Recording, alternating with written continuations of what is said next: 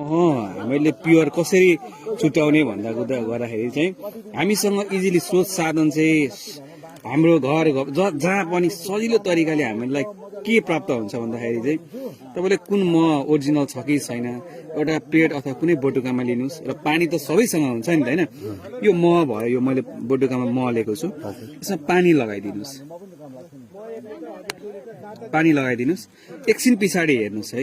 यो हेक्सागन यसको सेप लिन्छ क्या एउटा यसले सेप लिन्छ जसरी